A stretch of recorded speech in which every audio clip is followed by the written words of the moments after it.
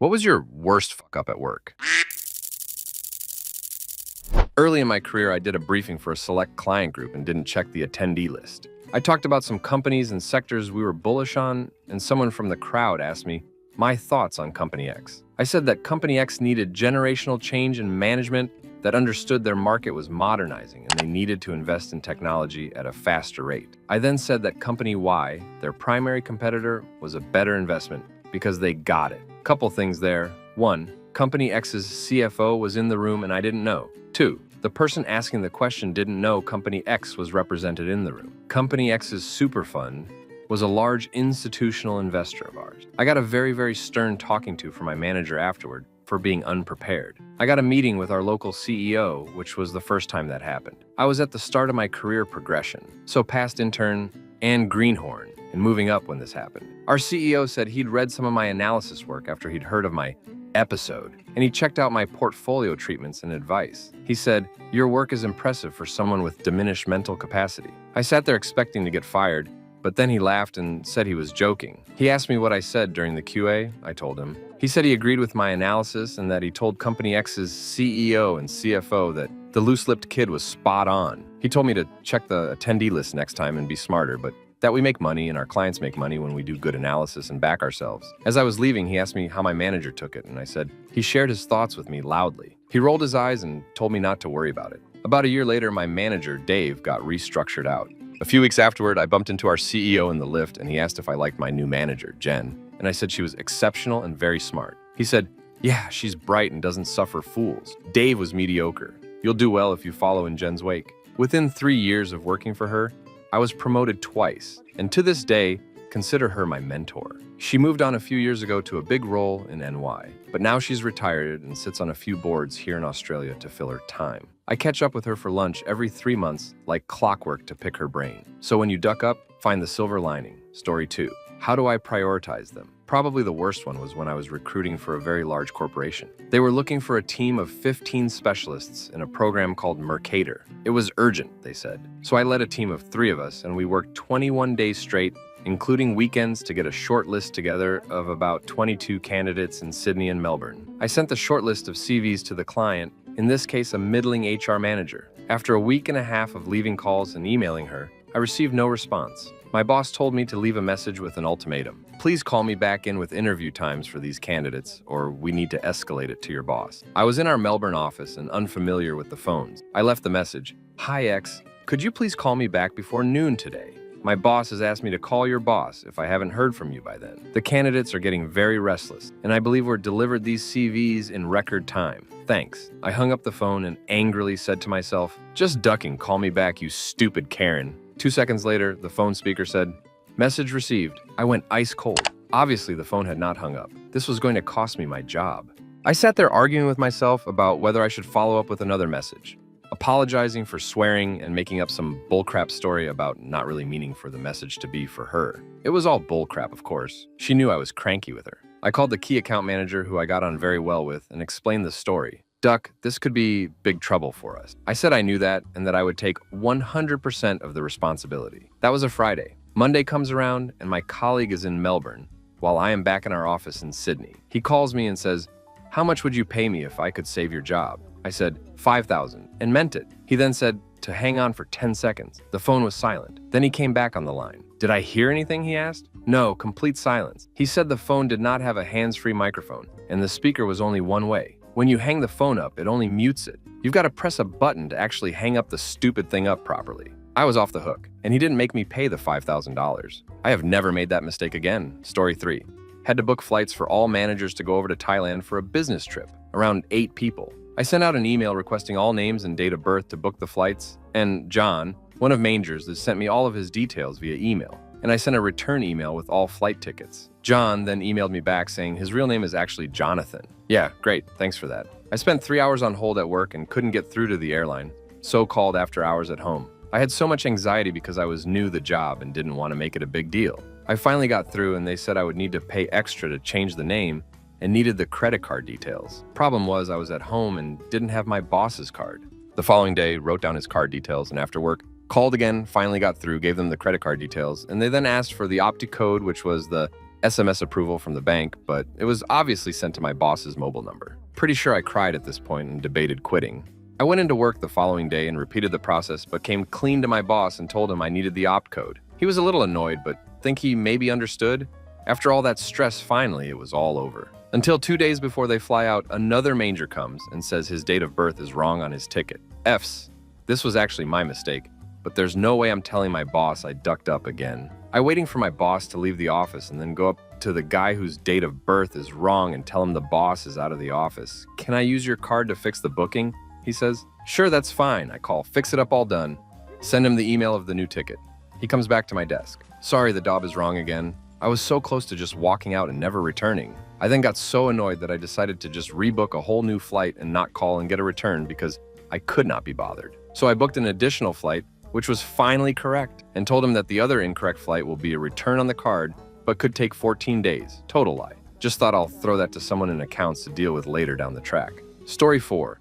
I used to work as a bartender, and a group of 4-ish ladies came in asking for jam donut shots. Essentially, it's a shot glass rimmed in icing sugar, raspberry liqueur and Irish cream, although that may be wrong, but it's how we made it. It was super busy, and I was already flustered from a previous round of cocktails, and there were so many people waiting, so I was moving a million miles an hour. Anyway, I go out back to rim these shot glasses. Our icing sugar was kept in a plain white container with a bunch of similar stuff next to it, and none of it seemed to be labeled. You just had to take a teaspoon, put some on your pinky, and try it. I know right what could go wrong. So what was on the shelf in these unmarked white containers? Castor sugar, icing sugar, bicarb soda, salt, and TSP. Of course, in the heat of the moment, I decide I remember where the icing sugar is and don't do my regular teaspoon test. I serve the 4 shots to the ladies and they all start coughing. Oh my God, what is that? Is that salt? One of them says. The horror, I kid you not. These innocent patrons may as well have been having asthma attacks and sever coughing simultaneously. 2 of them run to the bathroom to presumably throw up. I go back and check in haste to see what I had actually used. Where is the salt? Oh, it's over here, so I definitely didn't use that one. It must have been the bicarb soda. Wrong, that bucket was empty. Turns out I had used TSP. What is that, you ask? Trisodium phosphate is a white, granular, or crystalline solid, highly soluble in water, producing an alkaline solution. TSP is used as cleaning agent, builder, food additive, stain remover, and degreaser. This is the stuff we use in the dishwasher anyway. I did the teaspoon test before I found out it was TSC and had the coughs myself for a good hour. I had to sit down and stop working. I have no idea what happened to those ladies. I didn't charge them money, at least. Thanks for listening to my story of how I nearly or very well may have poisoned people with jam donut shots. Story 5. Back in the 90s, I worked for a GPS company to provide GPS signals to specialty GPS devices long before we had them in our pockets. I worked the night shift and it was usually dead as most customers worked during the day, and we weren't worldwide back then. I was a student during the day, so it was accepted that I could sleep at work as long as I woke up for alarms and phone calls. One night, I woke while standing up with an angry voice in my ear. I realized I was holding a phone, and sure enough, there was an angry person on the other end demanding I fix the issue that had been going on for over an hour. I realize all the alarms in my office are blaring, but after working there for years, I couldn't hear that particular frequency very well. It was a single tone alarm. I tell the person that I'm fixing it, turn off the alarm, run into the other room, and enable the backup line. The signal went up and it's all good, except it wasn't.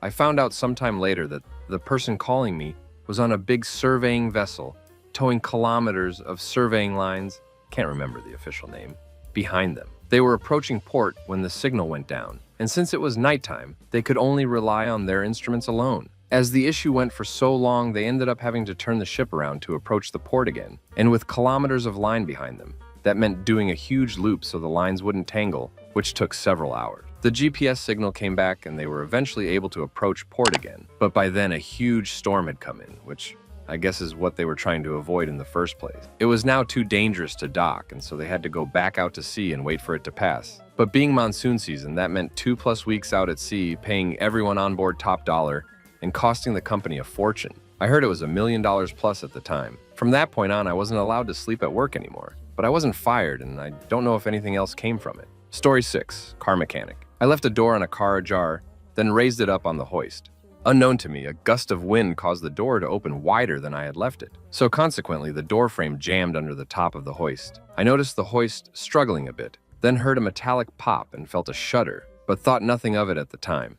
Just figured the hoist had threw a wobbly, and I would report to the boss on completion. So I finished what I was doing under the car, lowered it back down, and was met with the gut-wrenching sight of the driver's door pretty much folded in half. And then when I checked the latch, also realizing it had bent the A-pillar. It had to go to the body shop to have the chassis straightened out and a new door painted and fitted. Cost about $4K from memory. Boss was great about it, to be fair. He knew I felt like crap about it, so didn't chew me out. He wasn't that kind of guy anyway. But it was literally, crap happens, mate.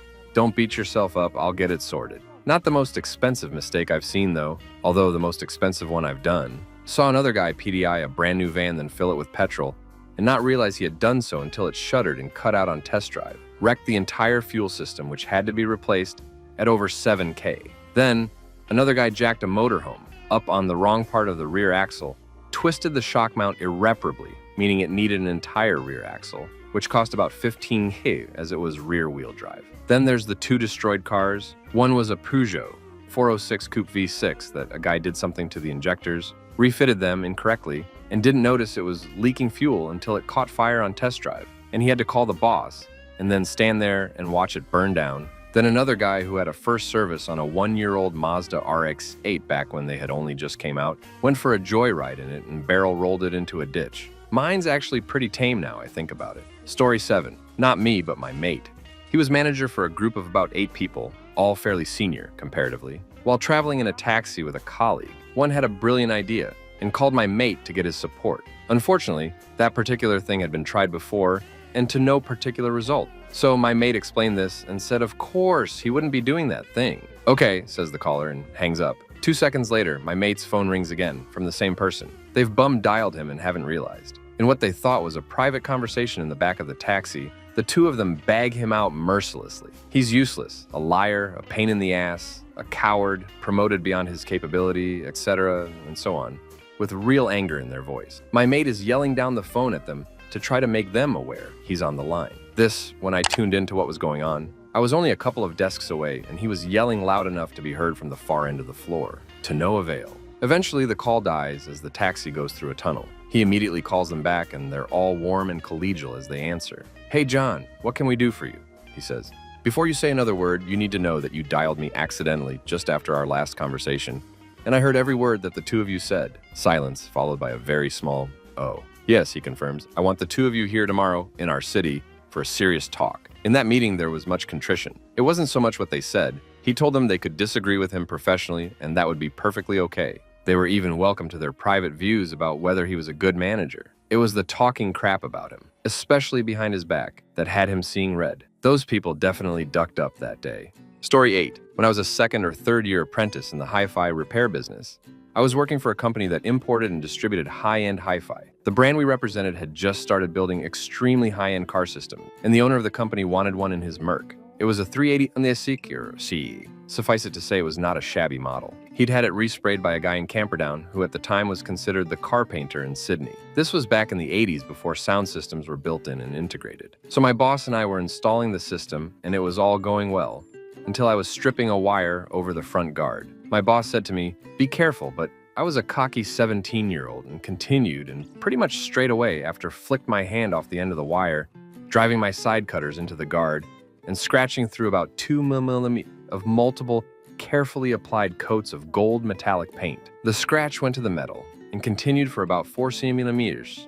I think I can recall seeing a piggy tail curl of paint and undercoat come off. Now let me put this in context. I was a poor apprentice, earning barely $100 a week, and I had just quite visibly damaged a paint job that was probably worth $10K. I saw what I did and I couldn't even get a word out. I was in total shock. My boss, a total hero, saw what I'd done and the state of me and told me not to worry, he'd take the blame. That was Friday afternoon. On Monday morning, the owner saw the scratch and the mushroom cloud went up. True to his word, my boss took the blame.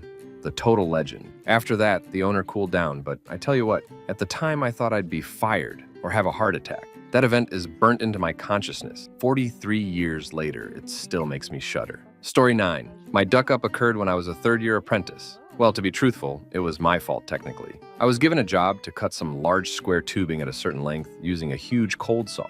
The cutting blade was over a meter in diameter. I set up some rollers and had them firmly bolted to the ground, in which I marked the said distance, and welded at a large metal stop. Now, by all accounts, there were going to be over 1,000 lengths cut. I cut the first length and measured. Spot on, I then measure every 3 cut to make sure it was still accurate. I did this for the first 200 or so. I then made the decision if after the 200 cuts, what could go wrong. So I proceeded cutting. I was 200 when I decide by chance to measure again. To my astonishment, the measurement was 20 millimeters short. I panicked and went back and measured all the others' length. I found after the 200, I did first the lengths, started to get shorter gradually. I freaked and told the foreman, this is where the crap hit the fan. I was in serious trouble and was facing being sacked. If it was not for the shop steward noticing that the actual cold saw was not bolted secure to the floor. What had happened was the hydraulic vice jaws, as they closed, caused the cold saw to creep physically toward the said stop. Why it didn't happen sooner in the cutting cycle is a mystery to me. I was let off with a stern warning and a scolding that I would never forget. It caused a lot of work and expense for others to rectify. It was my fault technically. I should never have stopped checking the cuts. Lesson learned. I still feel ashamed today. That was over 30 years ago. Story 10. At my first professional job, working in the office of a building company owned by my uncle, I used to do a bit of overtime to get through some more work and easy some extra cash. I also used to work with my cousin, aforementioned uncle's stepdaughter, and we used to hang out a fair bit on the weekends too. On a particular Saturday that I was working in an empty office, my cousin called me and asked if I wanted any substances. Yes, I would actually. Can you drop it off at my work? She came by a bit later and dropped it off, and as I kept working, I had the bag next to me on the workstation. After an hour or so, just next to me, my boss does the whole surprise boo to scare me as he snuck in knowing I would be there on my own. At this stage, I had totally forgotten about the weed. Just there. Boss looks down and sees the substances. He picks it up, checks it out, and smells it a bit. That's pretty good stuff. How much does this go for? 50 or... Not bad. Sorry, I should have dropped it at home. He slaps me on the back. Don't worry about it. Keep up the good work. And he leaves. Okay, that worked out better than I'd thought. I learned my lesson to not be so casual with my substances. But the following Monday at work, I have an envelope on my desk. I got my first and only written warning about bringing illegal substances into the office. Story 11. I'm not in corporate world, but the fashion industry. Many years ago, I was dressing an international model for a fashion parade. As usual, I had no clue who she was. The parade was called 100 Moments in Fashion, and she was wearing vintage 1970s Holston dress in one section. In her dressing room, the stylist, hair, and makeup team were discussing how they could quickly update her look to reflect the sexy, sleek dress. And I pipe up. There's a picture at Studio 50 in this month's magazine in a Holston dress. As I reach for the magazine and flick to the article, I am vaguely aware everyone is silent and staring at me, gobsmacked. She grabs the magazine and says, "Oh yes, that is gorgeous. Let's do it." And everyone reanimates. I think nothing more of the incident after the parade. Some other dressers asked me what she was like.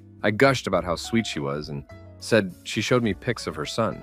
One of their responses was, "Does he have rock star's lips?" It suddenly dawns on me. This model is new girlfriend of the rock star, and I suggested they do her hair like his ex. It turns out she loved that. I didn't know who she was. I was being genuine and honest with her, and she got her part people to book me to dress her for the rest of her events. It was the start of me moving from being a just dresser to head dresser in 20 years as alteration seamstress to celebrities, special events, and advertising. Story 12. When I lived back in the UK, I was an assistant manager in a business center in London. My boss was hardly ever there. Due to some illness flare-up, he'd get a lot, and he was quite often uncontactable for several days at a time. One day he was off, and I remember him saying something about photocopiers needing to be swapped over or something. These two guys happened to turn up from a printer copier machine company on the day he was off, and I mistakenly signed contracts with them for several thousands of pounds worth of equipment that I thought had already been agreed to by the main manager. Total dumbass move on my part when a couple of days later,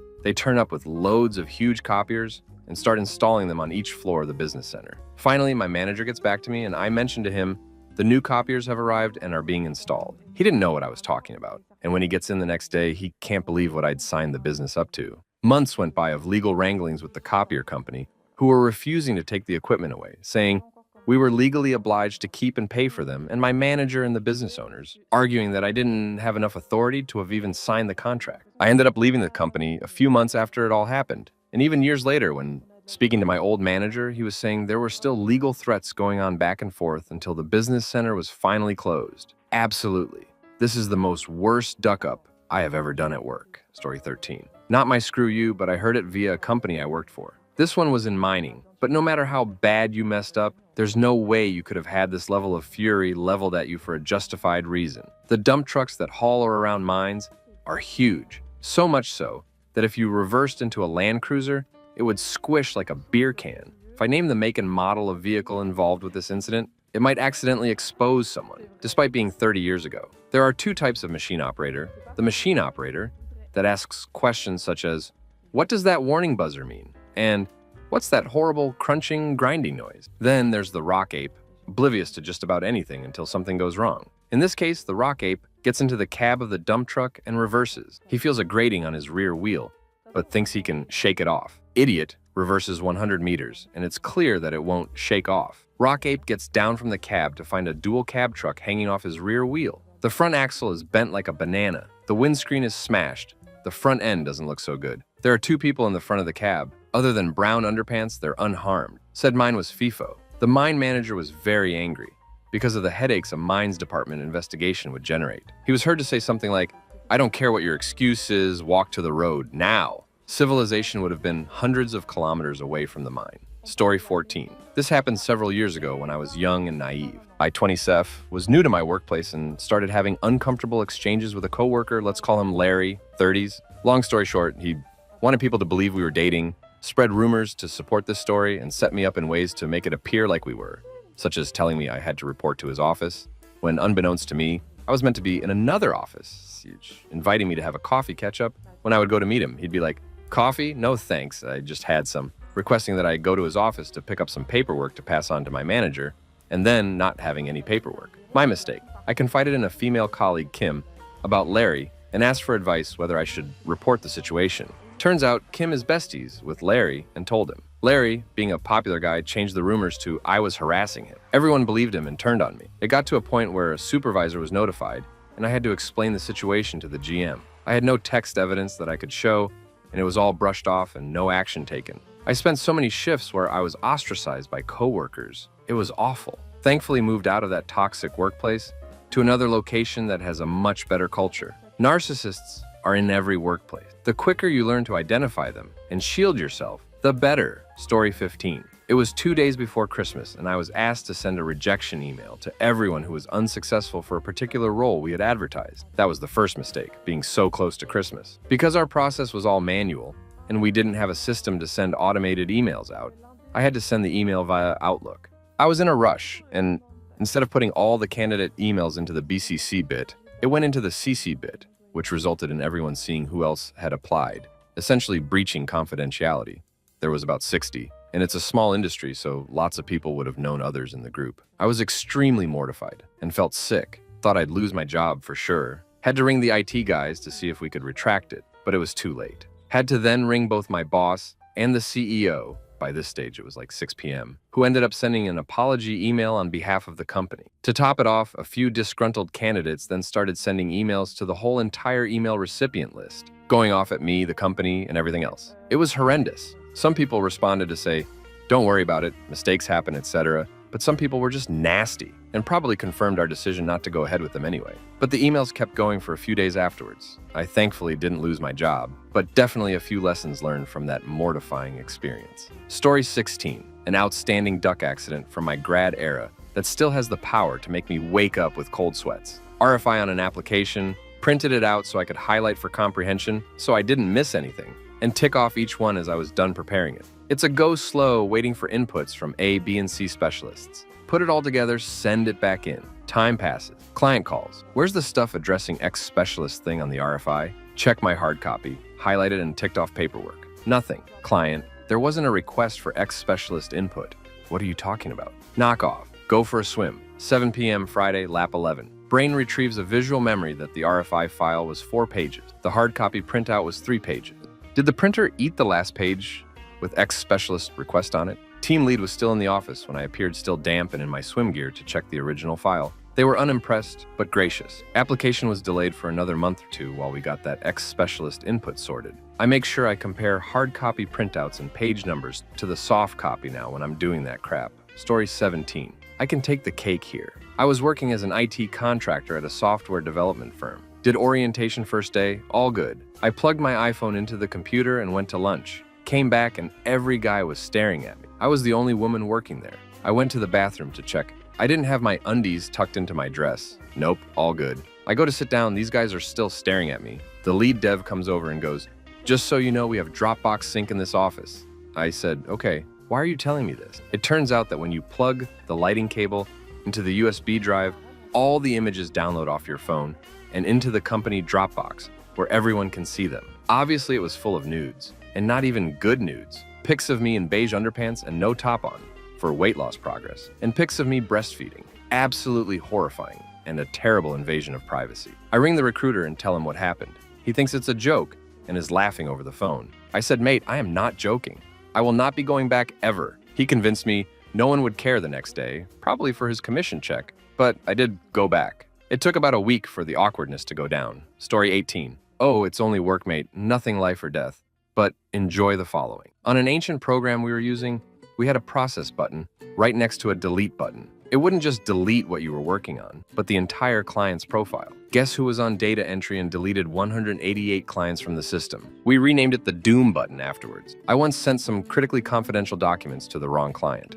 I printed out the wrong label. I organized servicing for equipment at a giant client's 8X warehouses. Forgetting to advise them this was out of warranty servicing, they went spare when they got a $87,000 bill. I forgot to change over the phones when I was leaving, which resulted in a poor gentleman being stuck in a lift with no assistance for hours. Yeah, I got a written warning for that one. My CEO and my manager had the same first name, so I sent an email to my manager caring about a dumb process and product change. Something along the lines of, if blank wasn't surrounded by yes men, he wouldn't be such a mushroom, but sent it to my CEO when on a 4-week holiday and encrypted an important file that my team was meant to present. Forgot to advise the password. Try to feel better. Story 19. Early on in my career, I was dealing with a really difficult absolute tosspot of a client and needed some regularly help from my manager. On one occasion, he was being extremely unreasonable, so I went to FBI. The email to my manager, I said, "Guess who is being an a-hole again? Can you please help me out with this?" After I clicked send, I realized I did not in fact click FD, but reply. Obviously, my manager gave me a good talking to about it. It led to a meeting with my manager and the actual client a few days later. Although it was a major duck-up, apparently, he had no idea how he was coming across to people in our organization. He ended up completely being enlightened by my duck-up, and he is still a client of mine almost 10 years later, and we've got along well ever since. Sometimes duck-ups play out differently than expected. Story 20 was on a training call for a new application, which our CEO was also on. The person describing the software was wasting so much time positioning it, covering old ground, and I just wanted to see it in application to see how it worked, and I was busy as duck. I said exasperated, "Duck, just show us the ducking software already." The presenter stopped, then said something like, "Oh, I'm sorry, did you want me to move on?" Confused, I looked at the mute icon in the Zoom window. Microphone symbol was sitting nice and open, no little line through it. All the color drained out of my face. I mumbled something about that I was on another call or something, then trailed off, apologized, went on to mute, then looked at the window I was sitting next to, wondering if I used enough force if I could jump out of it. CEO calls me up later. I'm crapping myself. He said, "Man, that was pretty bad," then starts laughing uncontrollably at me, saying, "You really shouldn't have done that, but you just said what we were all thinking." Continues to laugh at me. I said, "Glad I could amuse you. Going to jump out a window now? Bye." A few years later, still working there. So, here we are. Story 21. I used to do rostering in my job, and someone had sent me a rostering request that I just couldn't make happen. I went to see them and explained I couldn't do it and why, but I gave them 3 different alternatives that I could do. She wasn't happy with that at all. Sent her boss numerous text messages and phone calls to discuss my inability to be flexible. Then sent an email to her boss, saying they shouldn't put up with my attitude, and if they let me win, I will only continue to do it in the future, and then bagged the absolute crap out of me. She sent it to me instead of her boss. An email saying lots of horrible things about me. She realizes her mistake and recalls the email, but not before I see it and am laughing hysterically. Her boss goes to see my boss and whine about me. Did not go down well, and they were both dragged through HR.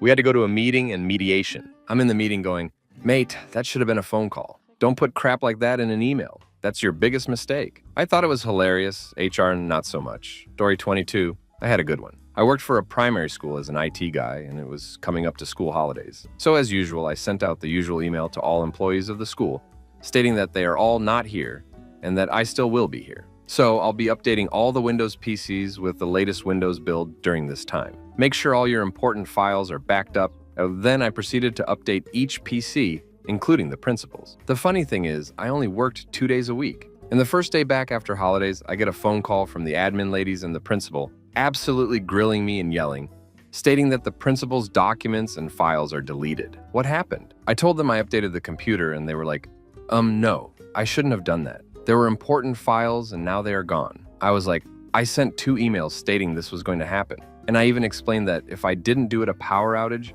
or if the computer completely died, the files would be gone then too. They didn't like that answer. Still claimed it was my fault and I shouldn't have done that, etc. Story 23. Maybe not the biggest, but the one that had the biggest impact on me. Very junior job at 18, third day. Get tasked with typing up a list of data in an Excel spreadsheet that an old senior person had handwritten. Get called in hours after I submit it, and all the errors get pointed out. I get told to correct it, so I ask for the original handwritten list back. Old mate says that he shredded it. Not that it is in the trash, shredded. I then have to try and reconstruct the list using what is in his pile of files, which don't have any form of organization.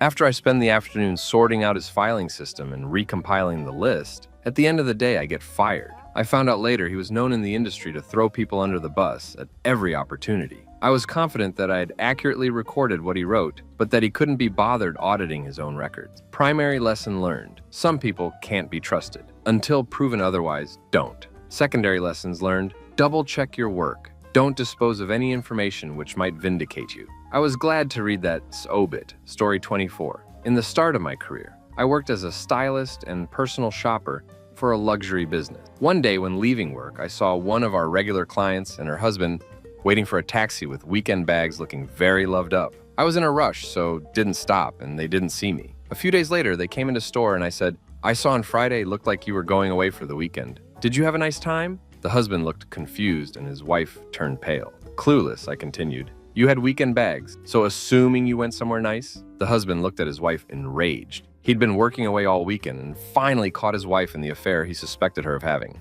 I felt absolutely sick. They both stormed out, and he returned later and asked me lots of questions, and I answered honestly against the advice of my manager. He separated from his wife and came back a few months later and got me a spa voucher to say thank you. I was a bubbly, clueless 22-year-old trying to make conversation, but I still curl up at the memory, and it was over a decade ago. Story 25. Been in the print industry since I was 17. I'm in my 50s. Last year, I accidentally left a meter-long metal ruler under the brand new blade of the guillotine. Totaled the blade. They're worth about $1,000. It had been put on the day before and came off the day I flecked it and had to be replaced. In my defense, I haven't been formally trained in a guillotine and hadn't used one for ages when this happened. I had only started the job a week earlier. They sent me home mostly because I was so upset. The next day, the boss called me into the office and I thought, here we go. But he just wanted to make sure I was okay and wasn't cross because the production supervisor had been training me and it was his decision to put me on the guile. I ended up leaving after a month when I got poached by my previous employer. I don't burn bridges and made sure to leave on good terms and thank them for the opportunity. If I'd been working under a tradesman at the time,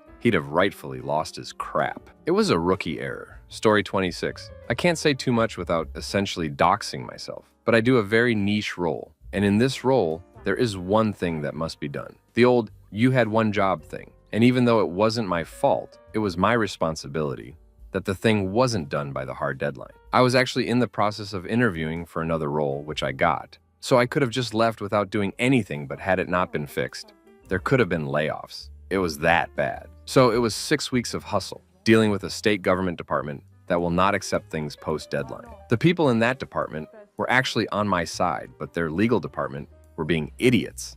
It was literally my second to last day when they reached out to say they were accepting it. I then organized a call with the internal department involved and put them on ducking blast. Lots of apologies and a gift sent. The department manager went banta at those involved, but it was wretched. Even though it's all fixed and it's been 2 years plus, I still get the shudders. Story 27. Wasn't my duck up, but someone tried to pin it on me. I work in the gambling industry, and for the longest time, I installed poker machine. We were installing 4 new machines, the first time these machines had been installed anywhere in Australia. As part of the install, you have to install the player loyalty systems. Part of it is a card reader. The old way these card readers were installed was to drill 3 holes into the chassis of the machine And once the card readers are installed, it covers these holes. We got the machines up on the bases and bolted down. I duck out to my car to get some CATS cables, come back, and one of the guys has drilled 3 10mm holes into 3 of the machines with no discussion with the lead technician running the job. Turns out these machines have predetermined receptacles with plates that the card readers get mounted to. The company got stung for 3 new machines at $45K apiece because these holes made them illegal because of potential access into the machine. The guy that drilled the holes didn't last at the company long. Story 28 was a young journalist in my first 6 months of work. Writing a story on a karate champion, and a sub-editor asked me to fill out some space to make the story fit the page better. Saw the dojo was Kong first name, last name, Karate Academy, and had some quotes from the current sensei, and went with calling them sensei. First last name in the copy without double checking it. Karate champion called me up the next week to say the story was great, but I hadn't talked to sensei first name, last name, as he'd been passed for 5 years. Painful lesson, but a good one to learn about, confirming everyone involved beforehand. Story 29. I was fiddling with a new database query, ran it, went to have dinner, and never came back to it. Got a call the following morning from the head business performance, reporting asking if I'd set up the query and if I'd run it before. They advised me that I had the servers operating at 100% load for 14 hours trying to load 30B records, thanks row num partition statement, and I had essentially taken down the primary reporting tool for the entire business and impacting month-end reporting. They were able to kill the query, install a timed kill switch, and gradually reload all the data. Surprisingly, this was not the first time it had happened, and it had taken multiple similar duck-ups to finally install a safeguard. Story 30. I took an entire bank offline and almost erased all their servers. I accidentally dropped a rebuild job at the top of the tree, which, if I hadn't killed in time, would have basically re-imaged every Windows server in the place. I worked it out in the short time between all the servers rebooting and the image reload starting. Story 31. While building a dashboard to read out the company's timesheets and make all the employees a bit more accountable, my only way to interact with the DB was raw SQL command, which I at that time did not know. Having no one around to glean some training or even basic info from, I made the most N100B mistake in SQL. Select from the where and is all, so selecting all data in all tables in the entire system. Accounting records, employee records going 20 years back, timesheets, credit card expenses, the whole lot. The system was ancient and more of a, we're glad it still works, but we do not know how type thing. And about half an hour later, the email started flowing in. Can't upload mileage records for fleet cars, can't request vacation, cannot view my pay slips, but the best one, cannot enter timesheets. This was a 250-person company in the agency sphere. Everybody's worst part of the job was timesheets. It took more than 3 weeks to get that system back up and running. The dashboard was quietly canceled. Story 32, finance support role for an investment platform.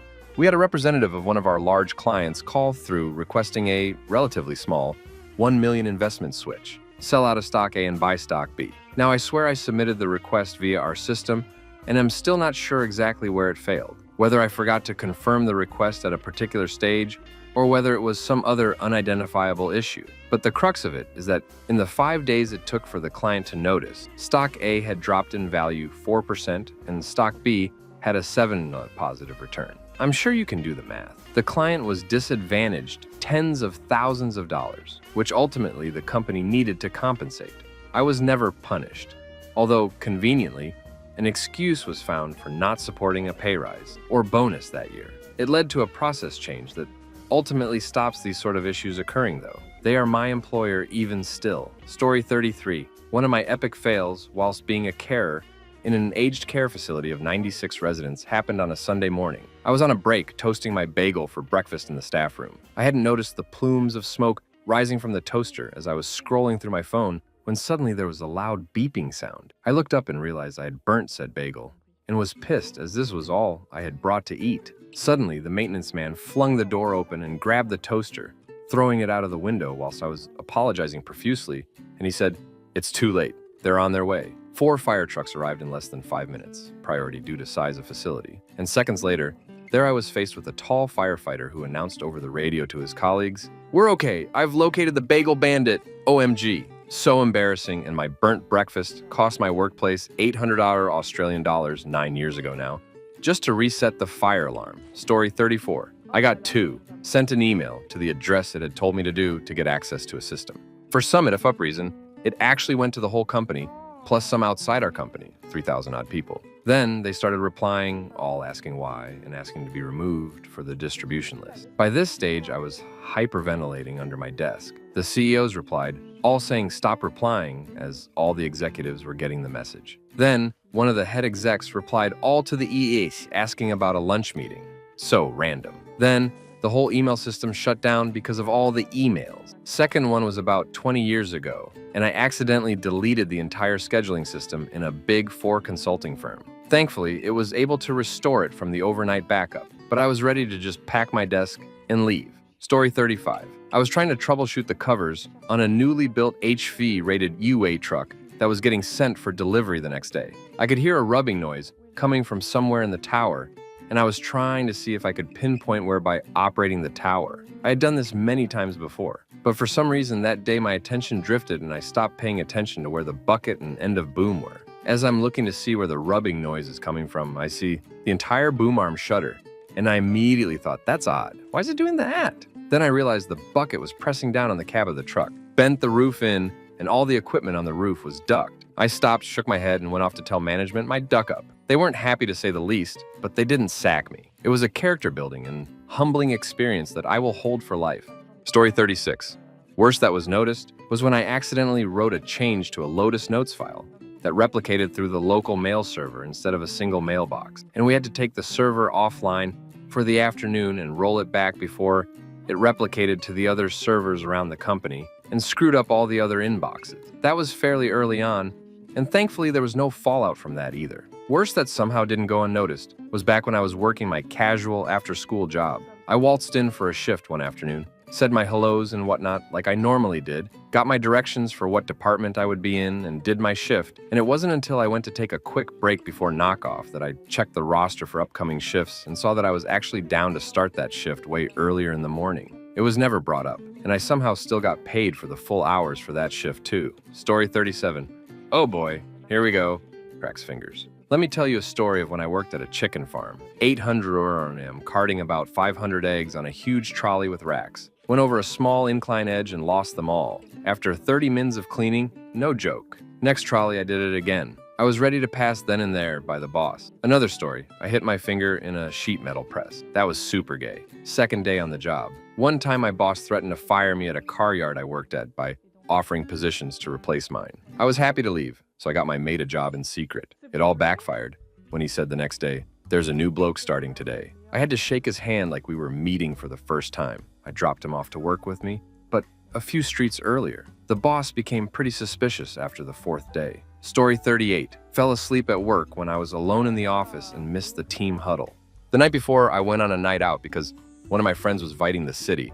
Not a great idea on a Wednesday night. I used to work in a room by myself, and I was the only employee in the office. We had a shared building, but just rented out one room for office use. It was about 09:30 a.m., and I just fell asleep in my chair. I was still drunk. Woke up in my chair at about 10:30 and realized I missed the team's huddle. Had some messages and missed calls from my boss. After I responded, she video called me on Teams, and I answered, and I was like, "I'm so sorry something came up," and I just forgot. The funny thing is, my job was very slow-paced, and nothing urgent ever came up. She was just like, "Oh, well, hope everything's okay." Then just carried on the day as usual. Story 39. Back in my security days, someone left alarms turned off for an asset worth 1.1 million for 60 hours. One person left it off as testing was going on, 4 shifts, and no one caught on till the supervisor rocked up Monday morning, and a staff member complained that they accidentally entered the restricted area, but the alarms didn't go off. It's a one-of-a-kind thing that's not replaceable. He was given a warning, and it was all back to business, as usual. Story 40. First day at a web design company, and they took my personal iPad to upload their beta apps to it. Before I realized what is happening, they are using it to screen share to the large office TV. They opened Chrome, and the last tab I had open is a full frontal nude pic of double junk that I was showing my friends the night before, broadcast to the whole office. Story 41. In my late 20s, I was a police officer working at a capital city police department. One evening, I was assigned along with dozens of officers to raid an addict house, which all went well with nobody hurt. Suspects detained, evidence collected, etc. I was designated evidence custodian and signed for large quantities of substances to transport back to the evidence room, which I dutifully performed. Later that morning, while concluding my night shift, dispatch called my mobile phone to tell me a citizen had turned in 2 kilos of substances, and my briefcase they found laying at the curb in front of their house. I realized it was left on top of my car when I drove away from the initial crime scene. I must have made it a couple of blocks before the case slid off. Well, I signed for the evidence from the citizen, added it into the police repository, and nothing further was said. Story 42. I got on a coworker's computer, drew a stick figure with a big junk, and set it as his background. Big laughs were had. He left it like that for a couple of days, and then his computer got swapped out for a new one. About 6 months later, one of the partners was having a meeting with a client, and the computer in the meeting room died. He went and got one of the spare computers, booted it up while connected to the projector, and the client was shown a stick figure with a big junk. Story 43. I worked in employee and exec share plans. A colleague, instead of buying a couple 100,000 shares for a bank exec, sold his shares. Afterwards, the share price moved up and our company had to buy shares on market, which resulted in $200,000 hit to our company. As far as I know, insurance took care of the loss and our employee kept their job. Story 44. In my much younger years, when I was an apprentice mechanic at a dealership, the sales team sold a limited edition sports car,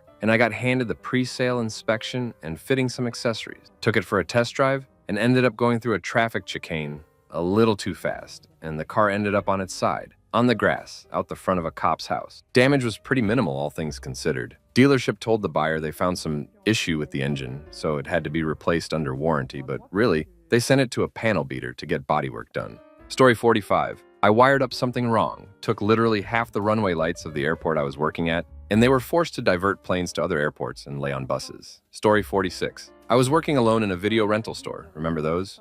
When a touring rock group came in and asked if they could film part of their music clip in there. It was a pretty slow morning, so I just said, why not? This group of 6 young lads, while remaining respectful, still managed to be quite disruptive. Of course, that was when customers started coming in and were kind of annoyed at the antics, dancing, running through the aisles, etc. Needless to say, the video clip made its debut about 2 weeks later, and within a day, the bosses were onto it. I was summarily fired, due mainly to privacy issues with the company's logo featuring in the clip. Pretty silly on my part because I enjoyed that job, but I did get to be in the clip for about 0.5 seconds at least. Story 47. One ASX-listed company I once worked for gave me very high-level access to their system, which included access to all purchasing and inventory systems. One day I was showing someone how to run a replenishment order for their small site. Not realizing I was logged into the whole business, I accidentally triggered a reorder for all the projects, past and present, and with one click of a button, created $6 million worth of purchase orders.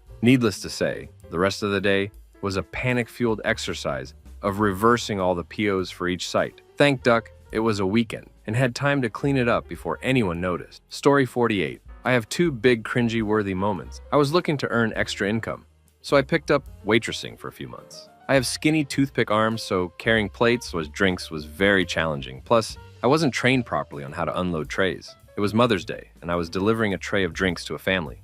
As I unloaded the tray lost its balance and I spilt beer all over their grandma. If looks could kill, I wouldn't be here telling this story. Second story. I put the wrong time on an invitation to clients to attend our presentation, so they all showed up with no presenter there. I still cringe about it till this day when I think about the director coming over me in a panic asking why clients are there, but the presenter wasn't there. Story 49. Not a work story. I went to boys' Catholic school where we used to say "that's gay" constantly for anything negative. Probably said it about 10,000 times. It was stuck with me as a habit. Was at a university party. I can't remember what we were talking about, but I said "that's gay." A girl frowned and asked what I said. I repeated "that's gay," thinking she didn't hear me. She made no more comments. Minutes later, her girlfriend came in. I have never said it since. Story 50. I was working in the plant room of a supermarket doing some RCD inspections. I failed to realize that the RCDs I was about to trip were downstream of the UPS instead of upstream. So when I tripped these particular RCDs, I shut off all the registers in the supermarket downstairs. The store manager called me almost instantly. I turned the RCD back on, but it took what felt like forever, 5 to 7 minutes for the registers to turn back on and load up. I then went down to the registers, the store manager made an announcement, and everyone applauded me in jest. It was embarrassing but funny at the same time.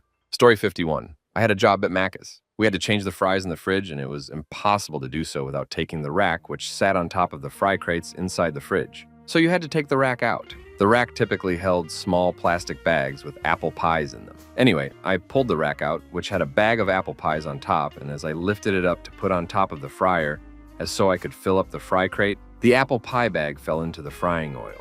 Oil went everywhere. The plastic melted immediately. For the next 2 weeks, I was still finding green plastic bits in the basket of fries. Story 52. When I was much younger, I worked at a dollar store. One day I rang through 2 big sales. Normal sale would be $5 to $10. These were like $60 or $80 each. Both of these transactions, the EFTPOS machine asked for the code. Should have realized I pressed a wrong button there, but nope, stupid me, just rang it through for both of them. Turns out I pressed refund instead of payment. Lost the owner of the store a bit of cash, and it was not my first day. I'd been there for like 6 months, and I did it on 2 of the largest sale amounts I'd seen. I was so embarrassed. Felt like such a git. Story 53.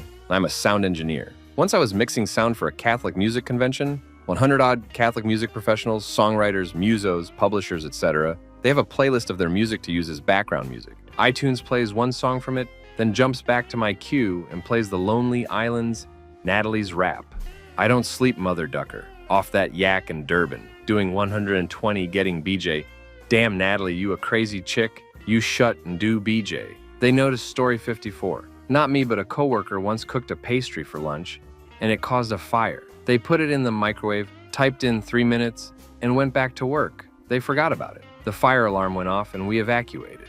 The fireman came out and said the microwave caught fire as someone had a pastry set to cook for 30 minutes in the microwave. My coworker typed an extra 0 and forgot to check on it. The whole 4-story corporate building had to evacuate and stand outside for 2 hours. There was obviously some fire damage to our floor. Mostly just a broken microwave and significant smoke, though. Oh, and we received a $4K call-out bill from the fire department. Story 55. I was on a teleconference where a huge amount of people were being told they were going to be made redundant, and I needed to capture any questions that came through during the QA. This was pre-video meetings. Some colleagues had gathered near me to sing happy birthday to someone. I put myself on mute and sang along. Turns out I wasn't on mute after all. I thankfully got away with it, largely because it was teleconference and nobody else in my vicinity was on the call. Nobody ever said anything to me. But in a meeting a few weeks later, someone said, "Do you think we'll ever find out who the idiot was that sang happy birthday on the announcement call?" Story 56. Was a young kid years ago working on school holidays at a diesel mechanic place in Brisbane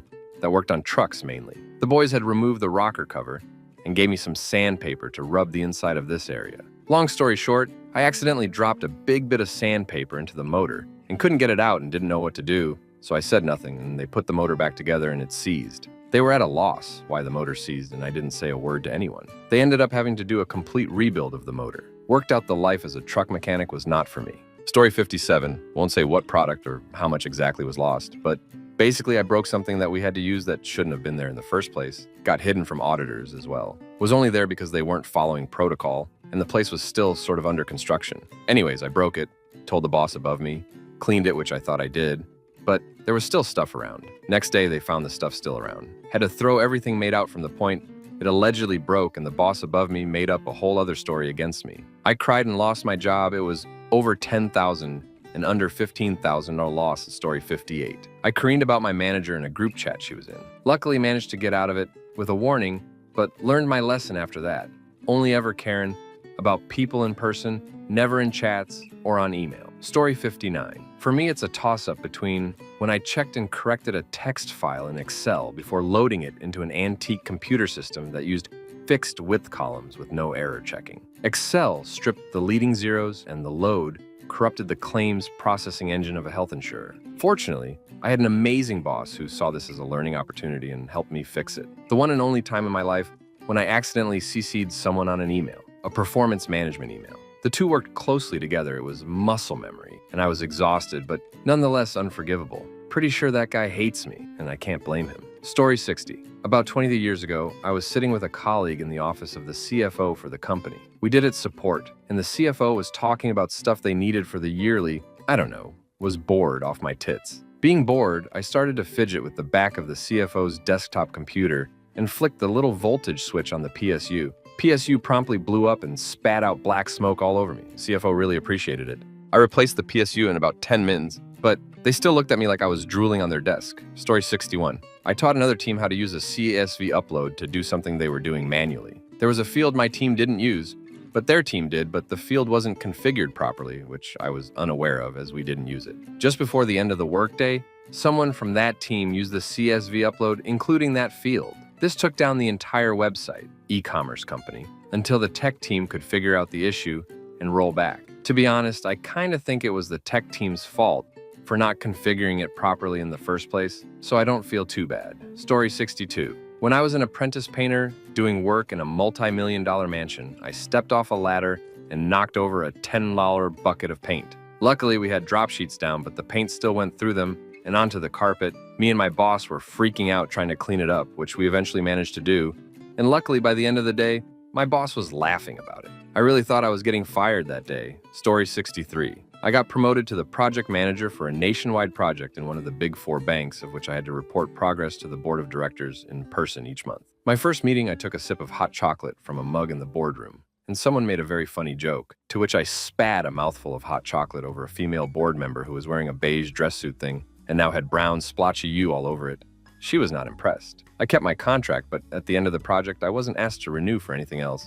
Oops. Story 64. I just got off a meeting with my big bosses in a big company where I couldn't say much because I forgot that there was a meeting and didn't prepare anything at all.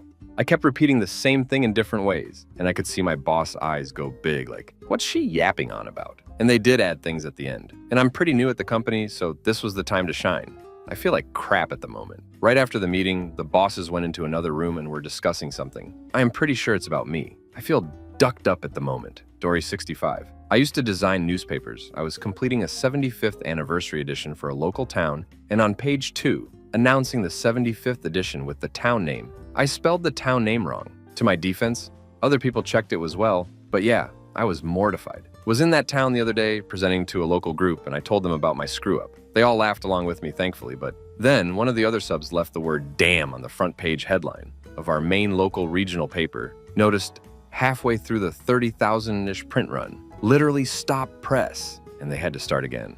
Story 66. Many years ago, as a lawyer in London, I had to get some advice from a partner in the Paris office. His accented English was hard to understand, but I got down what I thought he was saying, put it in an email, and sent it to the client. Anyway, at some future point, it got back to the French partner, and he flipped his lid. I'd misunderstood, and acting on the advice I'd given would basically be criminal.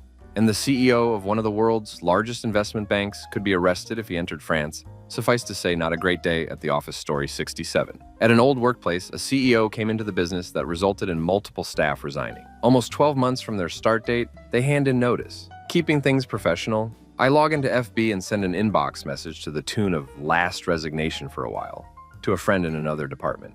That notification pop-up stayed in the bottom corner of her screen for almost the entire 10-minute presentation she did over shared screens during that meeting. Lesson learned. If your friends are hopeless with remembering passwords, they are probably auto-logged into their social media accounts on their work laptops. Story 68. Nearly got fired, along with a colleague, for not noticing and reporting a burst pipe that was off our security cameras on a very rainy night. It could have been a catastrophe, but the water drained down a hill into a drain and caused no damage. We'd otherwise had a great night stopping other issues and noticing problems before they got serious. And then arrived at work the next day, seeing the irate client going through all of our several hundred cameras to see if the water was visible. It was not. We kept our jobs until we both quit a few weeks later. Story 69. Not mine, but we had a supplier for a technical service. This supplier company was okay, but quite unreliable. They would often have outages, and we just had to put up with it. On this one occasion, they must have been in flap during one of the said outages, and their support team sent an email to all their customers in the to field. Oh no. We could all now see the other customers for this company and spent the rest of the afternoon replying to all with discussions on how crap they are and other suppliers we could potentially move it. Story 70. When I was a graduate, I was working on testing a traffic model and accidentally modified around 250K work in progress. In layman's terms, within the software package, I intended to make a copy of a file, but instead, I made a shortcut to a file, played around with it, stuffed up, and thought I would reopen the original and start over. But to my surprise, the original was heavily modified. I absolutely shat a brick and basically went in tears to my boss's office. Thankfully, every night the company ran backups on all of its servers. Story 71, simply loading an overhead crane. Load was probably only 500 kilos. It was suspended, so I pulled down the load on my end and then let go. Obviously, the entire load then guided back up on their side, and he called me an idiot An A because it almost took all his face off. I didn't refute it. I was a careless that didn't understand the proper procedures. Being called a stupid in anger by your supervisor shocks you into reality about your wrongs quickly. Lucky no one was hurt. I turned into one of their best workers after that. Story 72. I have minor duck-ups all the time, but I'm a minimum wage casual, so as soon as I'm off the clock, who cares? Also, if it makes you feel less bad about word duck-up, I was waiting for over an hour for a client today who then got annoyed at me for the 5 minutes I took to walk to the building from my car where I was parked, waiting for her for over an hour. So don't beat yourself up over being late. You could have been late and an a-hole. Story 73. Not me, but one of the techs who worked under me. Insulted customers.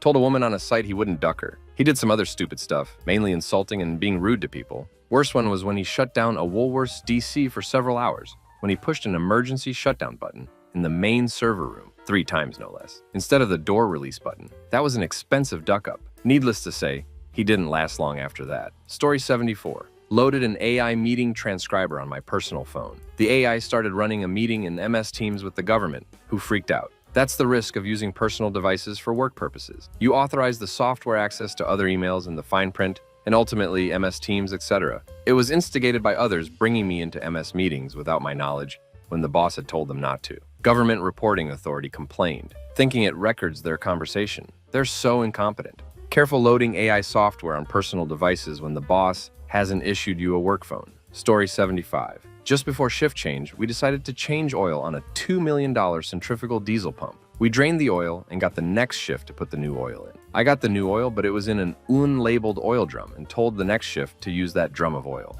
They put the UN-labeled drum of oil into the machine and started it up. The diesel pump seized almost instantly, and the oil turned to a hard jello substance. I accidentally told the next shift to put antifreeze into the diesel pump. Story 76. Sent an email asking the cute PR girl if she wanted to go to a gig with me. That's fine, right? Except I lost confidence just a minute later and went into full meltdown and sent another email saying something like, "Oh, duck, crap. Sorry, I'm such a ducking idiot." I still to this day have no idea what made me think to swear so much. Anyway, she responded saying she already had a partner, a girlfriend. This was about the 5th girl that I was into that was a lesbian or bi. Story 77. Rooting a brand new Beamer rim wasn't fun. $900. Having a 22-inch V rim fall off the trolley and smack my idiot manager's prized Ute QTR, and leaving what he thought was mule kick from someone and getting away with it, priceless. Accidentally leaving an RX Lexus in drive, but perfectly perched on an incline just before Christmas break. My mentor had a stupid habit of revving the jump-started vehicles before turning them off. Well, launched the Git Square into the back of an A4 Audi. They let it fly. Who you know, huh? There are many more. Story 78. I'm an addict. Early in my career of addiction, I showed up for work on a ton of substances. I also bring some beer to get me through. I also, in this frame of mind, thought it was perfectly acceptable to bring a friend also high to work. I was opening this day, and I actually lasted about 2 hours before a customer called the owner and had it shut down, and the branch closed for the day. That actually isn't probably my worst duck-up, but it's the one that comes to mind. Feel better. Story 79. This was a long time ago now, but back when I worked on the phones, I had a customer, insurance advisor, call the bank I was working for. I put them on hold to go ask my senior a question. I was only like 1 month into the job, and then 3 other people stopped me, and I forgot I was on the phone and went to lunch. They were still on the line when I came back. It ended up being the 2nd biggest business writer for the bank. I'm amazed I kept my job. Story 80. I'm an electrician in an industrial setting. One night I threw my ciggy butt in a plastic bin in another department's area. Needless to say, it caught a light and melted into a pile of mosh on the ground. If it had have gone right up, it could have potentially burnt down $1 million workshop as there was no fire system in place. It was the most embarrassing and ashamed I've been in the workplace. I still think about it today, and it happened many years ago. I quit smoking ciggies because of it. What's the most you've ever ducked up at your job? Story 1. Not me, but another person, and not really a job, but a position that functions very much like a job. An upstairs neighbor decided to start volunteering with me at the animal shelter. This neighbor doesn't really give off nice vibes. He gives off more a-hole vibes, but he's not an a-hole. He just has anger issues and autism, and has a bit of a poor understanding of how to behave socially, making rude jokes in public, for example. We both worked the same shift in the same place, with the cats. All was fine until one week he and I went to the animal shelter, cleaned cat cages, same as usual, until he mentioned how a cat's litter box smelled. He has a very loud voice, and it wasn't like he kept quiet about it, but he didn't announce it to the entirety of the floor either. The next week, I found out he was laid off from his shift for such a comment, as the volunteer coordinator, our boss, said that working with cats probably wasn't right for him and he should try the dogs or small animals instead. Someone apparently must have heard and tattled on him. He was understandably furious, but hasn't worked at the animal shelter since. Instead, working at an office for people with disabilities nearby and finding other employment. As I didn't make any comments, I agreed with him, but never outright said, "This potty is stinky," or anything like that. I remained in my shift and have remained ever since. In fact, I got promoted recently to the back end of the shelter where my antisocial ass can work in nearly happy solitude with cats. A lovely payoff. Should add that while I have made notes about how cats' litter boxes smell, I wasn't laid off from my position. Instead, I earned a promotion. Funny how that works. Story 2. Used to cook at an Italian restaurant. One day I was tasked with prepping hundreds of liters of pasta sauce for the oncoming dinner rush. The sauce gets mixed in a giant vat about 4 feet tall, 4 feet in diameter, and when it's all mixed, you just put a 10-liter bucket underneath the valve, open it to fill the bucket, then replace the bucket, and repeat until the vat is empty. Also, I feel like I should mention that the consumption of substances was pretty commonplace among most of the cooks I've worked with. So basically, one quick smoke break leads to some forgetfulness, which leads to the terrifying realization that I left in between switching buckets and didn't close the valve. So I run back into the kitchen to find the entire floor space covered in a 3-inch thick layer of pasta sauce and the vat completely empty, not even an hour before the dinner rush. I ended up cleaning it up, alone of course, and the rest of the night went on to be an absolute crap show, everything running behind schedule. Long story short, I got a long talking to and there was a bit of a crackdown on the substances consumption at work. I didn't get fired, but my boss did tell me, if you weren't a cook, we'd have probably let you go. But since you had to spend the rest of the day working in your own mess, I figured that's probably punishment enough. Story 3. Filed orders in a warehouse for a company that made baking products. I'd have to use a forklift in aisles that were about 6 to 8 foot across. Real tight fit. I'm saying all this for the story that isn't mine, but I witnessed. But back to my story for now. A pallet of donut glaze got one of the 5-gallon buckets of glaze busted all over it. I was sent through dock doors, the rolling type, to wash it off with a hose outside. Finish that up, then head back in only to heart a massive crunch. I had hit the dock door as it was automatically closing, something that no one bothered to tell me it would do. I was told it was about $60K in damage. Now back to why I bothered mentioning the aisles being real narrow. A dude was going to fill an order, grabs the pallet off the top row, and goes to pull out. He forgot that you had to slowly pull the pallet halfway off, drop out, then come in at an angle to actually get it out. Dude just came straight backwards, knocking about 6 of those massive warehouse shelves over like dominoes. There was donut glaze,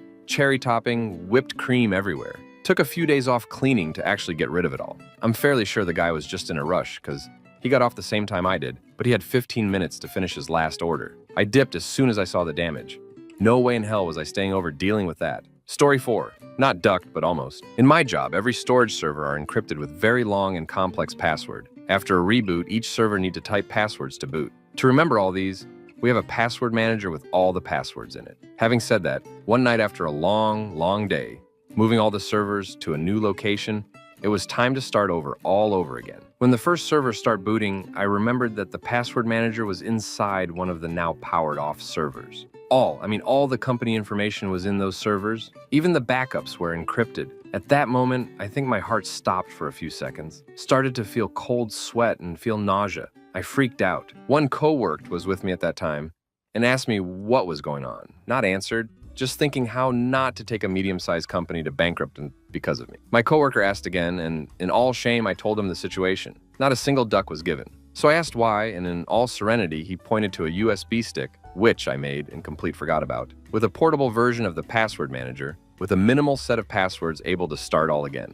Never ever feel so bad and nervous in my life. Sorry about my English, not my native language. Story 5. Working at a care home job as a temporary kitchen porter during the summer, I accidentally broke the hot trolley that kept residents' dishes warm as I was delivering it to their room. In my defense, the hot trolley could only be pushed by 2 people, and my colleague couldn't help me at the time as he was busy. I then got yelled at by a bossy higher-up for standing around with it, and you got punished if you answered back to her, so I had to push it back to the kitchen, and hence why it broke, proving them why one person couldn't do it. Damned if you do, damned if you don't, that kind of thing. I still got told off by my department manager, however, and was lucky to avoid a blocking from the care home manager for that. That was probably one of the things that made my department manager eventually let me go along with many other reasons. To be fair, I was pretty incompetent most of the time, but by that time I'd done enough to earn enough money to quit anyway. You could just never win with them at that job, and I'm glad I got the hell out of there. I believe it cost them around $300 for them to replace the hot trolley. Story 6.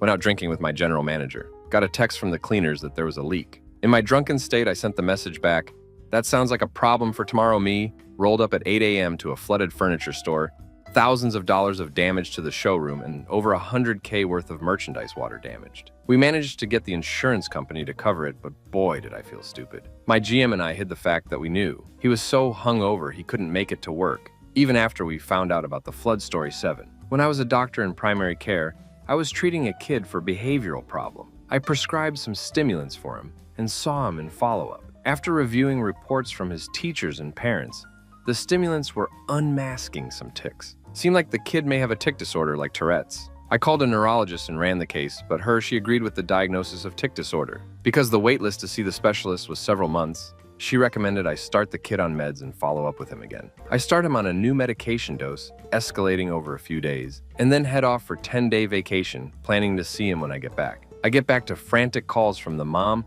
and my partners. Apparently, I had misordered the medication dosage, supposed to be MCG, not MG. I had overdosed this kid on the medication, he was groggy, then hallucinating. My colleagues caught and corrected the error. I was so nervous to see the family in follow-up. When they came, the mom gave me a huge hug. This medicine worked, well, after the overdose thing, she said. She was thrilled that he was back to his old self and was getting better reports from school story 8. Used to be a helicopter mechanic in the Army. Bear with me for the preface. The rotor heads are, surprisingly, held on with a single nut. On a Sage 47, it gets torqued to about 5,500 pounds. This requires a device called a torque pack, which is just a series of reduction gears in an enclosure the size of a toaster oven. It hooks onto the rotor head, and you use a handle to crank it for like 20 minutes while watching a gauge slowly increase to the correct torque. One very long night, I was installing a rotor head and noticed that it was taking longer than usual for torque to increase. Thinking that it was just a side effect of my tired state, I kept on. After a very long time, not getting above 2K, I finally noticed it. The torque pack was hooked up in the uninstall position. I was still turning the handle to tighten, so basically the whole torque pack had slowly rotated until the backs of the metal connection hooks were gouging their way through the arms of the rotor head. Certainly an oh damn moment. You can image the cost of a Boeing rotor head with expedited shipping to a war zone. Story 9. I worked at a TV station, and one of my jobs was loading the tape and to record the evening news promo, then cueing it to play in whatever afternoon commercial break it was scheduled. While we were getting ready to film the promo, the news director got on the intercom and started telling me about how the guy on shift yesterday forgot to load the tape. He just hit record on the empty machine and let it go. Didn't realize until he went to cue it, and there wasn't anything there. By then, the crew and anchor had dispersed. They had to get them all back in the studio for a redo. We all had a good laugh at his stupidity and recorded the promo. After we were wrapped, I looked over at the machine. There was no tape in it. Story 10. Used to work for a guy with handyman in the business name. We did a lot of that type of work. Unclogging drains, painting, cleaning gutters. The boss decided to take on a job building a pavilion-type building with huge stone pillars. Well, the stones show up on a semi-truck, and those pallets were heavy. Way too heavy for our loader, so we were down stacking the pallets. I thought it was light enough, but I was wrong. I lifted the forks, and as soon as the pallet was clear of the semi-truck bed, the whole machine I was in flipped straight over on its face. Smashed the front end real bad from landing on the pallet of stones, bent the forks on the forklift. I also ducked up the side of the semi-truck. Lots of damage. Luckily, I was okay. I had a seatbelt on that gave me a huge bruise from when it caught me. I never drove any of his equipment again. He was very nice. I didn't even get fired. I just never lived down being the guy that flipped the loader. Story 11. My first job, and I was running a cash register. Didn't know that best practice is to put larger bills underneath. I was giving change and accidentally gave away $100 thinking it was $1. Thankfully, that person came back and returned the 100. Angels do exist. Story 12. Was working at a fast food counter, was very new to the job, and it was my first job, and had to change out the bag in the juice machine. Take out the empty bag, put in a full one. Basically, I cut the little plastic thing for the juice to come out of too short, and juice wouldn't stop pouring out. Keep in mind now, I also have a customer out front, so I'm trying to change it out as quickly as possible. I run in the back of the kitchen to grab someone who knows how to fix it. As I run back out with them, I slip on the juice and land right on my ass in a puddle of orange juice. Got up straight away and later got a new uniform for the rest of the day. In the moment, It was super embarrassing. But looking back at it now, if there wasn't anyone there at the counter, I probably would have started laughing my ass off. Story 13. When I was in high school, I had a part-time job with my uncle and cousins painting apartments and dorm rooms on a college campus. One time while on the job, I accidentally spilled an entire can of white paint on a freshly paved blacktop parking lot. But no one was there to witness what I had done. To avoid getting fired, I never confessed to spilling the paint. My uncle was furious and asked around. They never knew that I was the one responsible. And secondly, one time I was assigned to paint an entire apartment. My only job was to paint the walls, but I must have spaced out, and I ended up painting the ceilings. My cousin walked in and was like, what are you doing? I was like, I'm painting. He responded, we're not supposed to paint the ceilings. I felt so stupid. Shortly after, I quit the job because I was getting the vibe that the owner of the company absolutely hated me. Story 14. Couple jobs ago, I was working on the PBX in the telco closet when the alarm started going off for the clean guard suppression system. Don't know why, but my vendor installed the abort button in the room. Did my server room this way too. Instinct says GTFO now, but crap, there's no fire. Damn, hit the abort button. First thing I saw was the pull handle that immediately releases the system and instinctively pulled it. God damn it. JPG. Gas starts rolling out from under the door, and it's tied into my main panel so the alarm goes off. FD shows up in full kit before the alarm company even calls me to report the alarm. Icing on the cake is the pull handle. Didn't use a typical hex wrench to reset, so the FD didn't have the tool to reset it. I spent 30 minutes trying to jimmy the ducker open to kill the alarm with the FD guys just looking at me like I was an idiot. Story 15. I was working as a personal care assistant. I don't have medical training, so I shouldn't be giving meds to anyone. But my employer said that it's okay because the meds came from pharmacy, pre-divided into morning, day, afternoon, and evening meds. All I had to do was give pills from correct sealed bag. One morning I gave evening meds instead of morning meds. It was very quiet morning and day, and people with actual healthcare training needed to check the patient. Luckily, nothing serious happened to the patient because of this. She just slept most of the day. I didn't get disciplined or yelled at because everyone knew I shouldn't be giving meds without medical training. I changed professions sometime after that. Story 16. Used to work in a substances manufacturing facility. During a maintenance event with 25 servers and 300 or so high-end terminals being rebooted, I failed to check one of the servers. It was the building management system, which amongst other things recorded the temperatures in the storage freezers. The server came back online, but the service didn't. Better monitoring was put in place afterward. The next day, one of the techs doing part of their job noticed the temperature values were null for the previous night. 15 million worth of substances compound had to be retested for efficacy and safety. How did I keep my job? Owned the mistake and took every possible action to ensure it could not happen again to myself or anyone else. If any of the substances had tested negative, I'd probably have been crap canned. Deservedly so. Story 17. I trusted college student. I ran a national college peer-to-peer reproductive health education program. In the program, I ran college groups could apply for funding to organize events. This group in question applied with a proposal of taking a group of students to a clinic where they would watch a medical provider insert and bud into a papaya to demystify the procedure. Sounds great. Approved. Turns out they did buy papayas, but they took them to the steps of a Catholic church. They called the media to and loudly proclaimed that my organization gave them the money to do so. I wasn't fired, but it came close to it.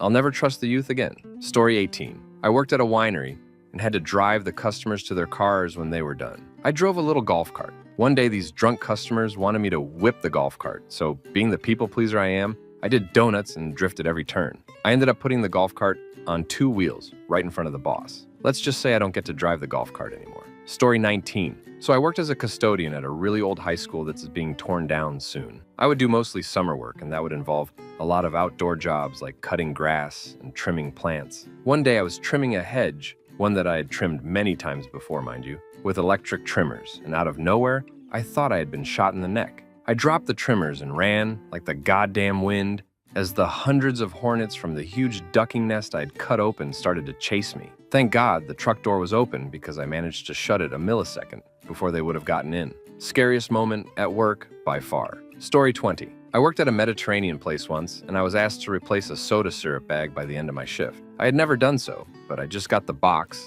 with the bag and figured it out.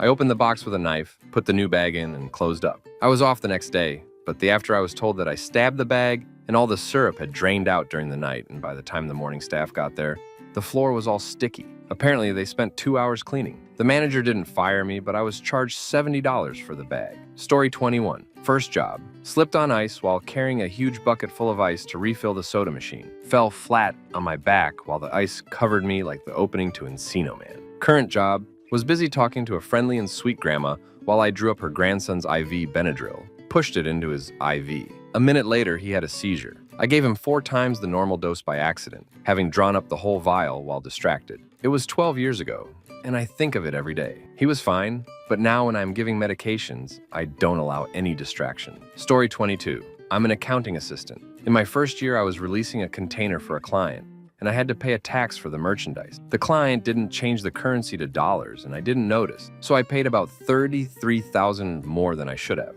The business hadn't started yet. They were setting up the store, doing repairs, and buying the first merchandise, and I was told I blew their renovation budget. Luckily, the store opened with no problems a few months later, and all of that amount was kept as credit, so they didn't have to pay sales taxes for a few months until they used up that credit. Story 23. I was in the drive-thru and a lady gave me a $10 bill, but I pointed down as $100 and gave her way too much money back. She even tried to explain to me that I gave her too much, but I was really tired that day and it just didn't click in my head what was going on. She flat out said that I gave her too much money, but it's like I couldn't understand English for a second. I was so lost. Luckily, my bosses never found out, but man, I was scared I was going to get fired. Story 24. I just quit my job and I already regret it. I quit to give back to school. I have 2 small children and didn't want to be working and going to school because of time lost with them. My job was very emotionally draining and I didn't want to potentially take that out on my kids. Now I'm worried that the emotions of not knowing what's coming next will be too much. I called HR and they said, while my old school is staffed since my resignation, they could definitely get me interviews because I'm very marketable. Story 25. Working on the checkouts. A couple's shopping came to $45. They wanted 50 pounds cash back. I entered the cash back as if they were paying with cash, then told them to insert their card. The way it worked out was that they paid $5 for a $45 shop, plus I gave them the 50 pounds cash back without them paying with their card to get it. So basically, they only got charged $5 for a big shop, and I gave them 50 pounds for free. The boss wasn't that happy. Story 26. Not that bad, but I was making wings at a sports bar and I put them in the wrong sauce. So I had to remake them, took 11 minutes, then put the right sauce on them. Then they came back because the sauce was supposed to be on the side. So I had to make more, 11 more mins. And when they were almost done, I was told that they were now a to-go order. The person got tired of waiting for their food and just wanted to leave. Felt really bad after. Story 27. I left about 1.5 feet of dead-length 2-mile nylon sitting out the back of a CNC lathe and fired it up to $4,000. Wondered why it was making such an odd noise until what sounded like a small explosion as the nylon broke off and hit the floor, ricocheting off and getting at least 30 feet of air. Everyone was looking around until that piece of nylon came back down a few seconds later. No injuries, no damage, no reprimand. One hell of a lesson learned. Story 28. I'm a welder. One time I struck a 225 amp arc on a 70-18 rod with my helmet still on top of my head. For all you non-welders out there, that's an electric arc powerful enough to melt half and steel plates together. So really bright. I got such bad flash burn in my eyes, I couldn't really see anything for a day or two, and my eyes hurt really bad the whole time. Story 29. I detailed cars at the end of high school and beginning of college. First semester back from college, I took a few shots at work during my 30-minute lunch break. Came back to work and was helping with the car wash since there were no details. Pulled a car into a vacuuming lane and hopped out without putting it into park first. Car goes rolling into the customer's car in front of it, and both customers see the whole thing. Somehow, I didn't get fired. Story 30. I melted a few $100s worth of dilly bars, apparently. There was no alarm on the freezer up front, and it was left open a crack because it didn't seal right. I was closing up front, so they blamed 16-year-old me that was working there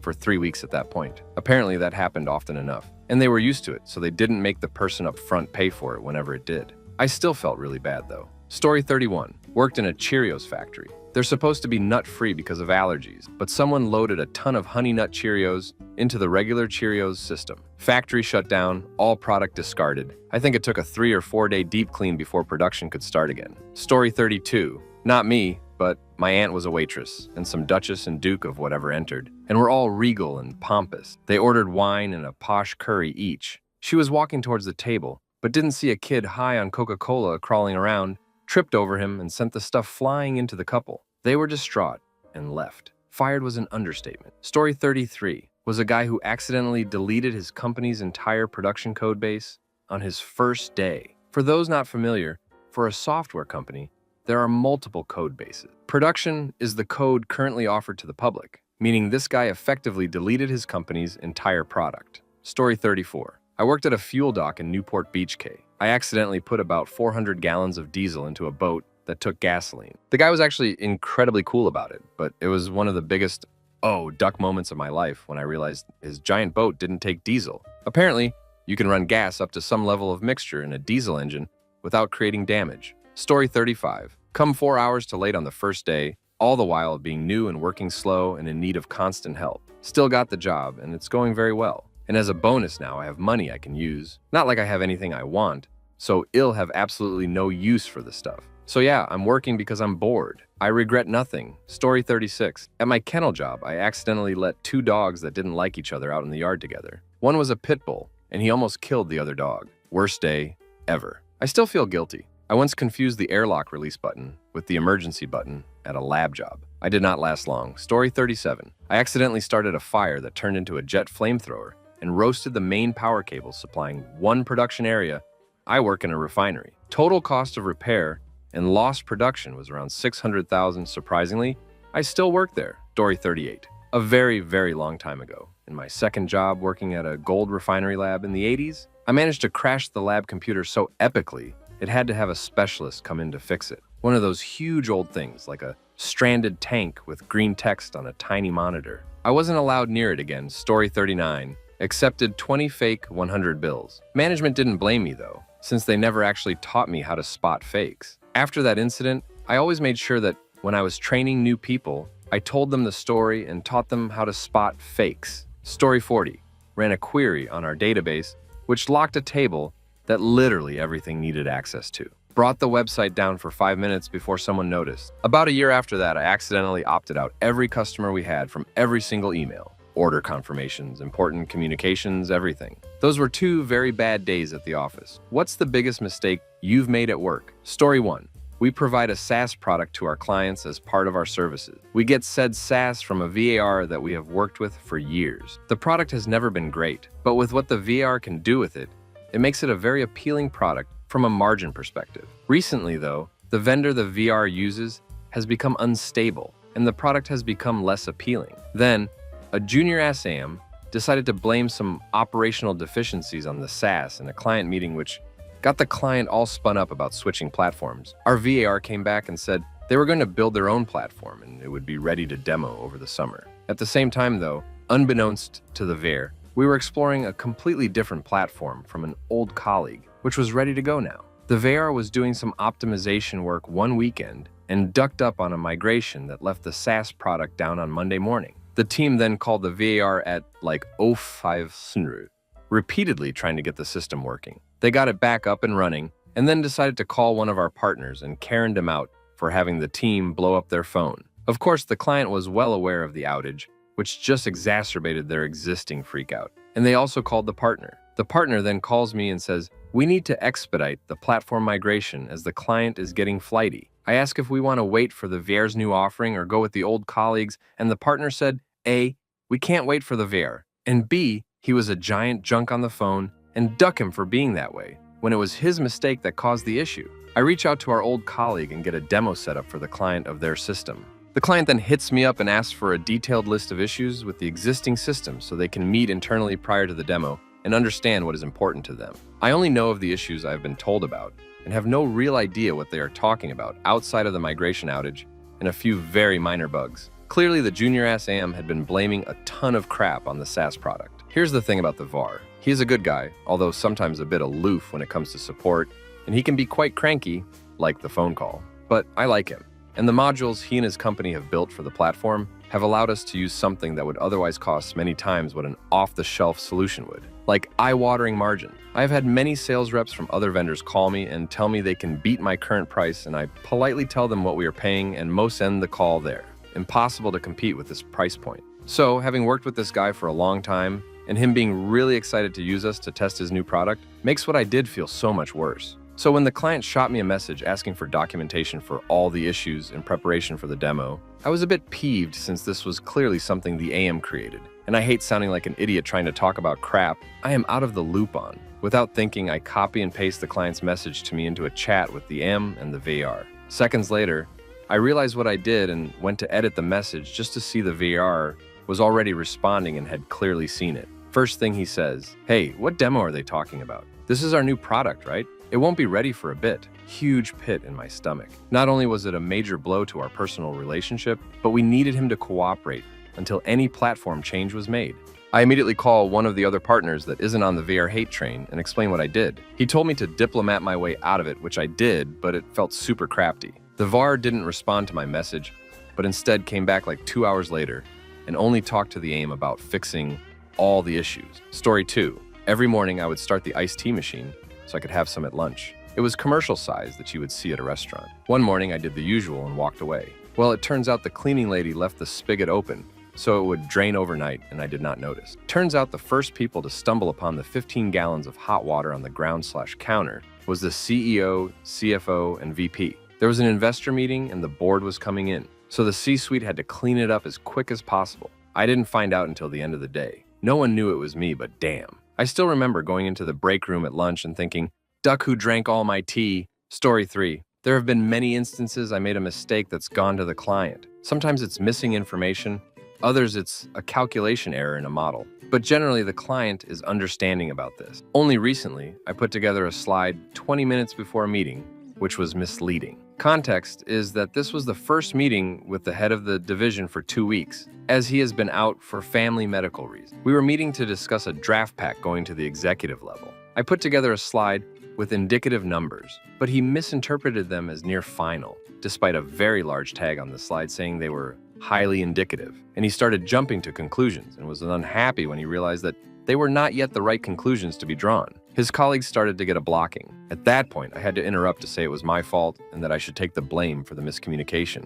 In the end, I know I did the right thing in the end. They actually had a constructive discussion, partly as a consequence of showing the slide with numbers. Now I've had a career for over 20 years, so I'm a little thick-skinned. But as a freelance consultant, I also know some other things. Any project I work on might be my very last as a freelancer if I make a serious mistake in my job. I don't have the cover of a big brand firm behind me. 2, we're all humans and we make mistakes. 3, most clients are understanding of human error. It's your attitude that counts more than anything. 4, it's better to be honest with your client and build trust than to be evasive or even worse, lie. 5, that honesty and trust will build long-term relationships even if it isn't obvious immediately. 6, there are very few mistakes that are catastrophic and can't be recovered. We'll all make mistakes. I'm sure I'll make another one at some point. Around 300,000 cells in a spreadsheet has a mistake in it, or something like that. Hope you don't get eaten up too much by it. Use this as experience, take the positives, and move on. Story 4. I once showed up to a client's office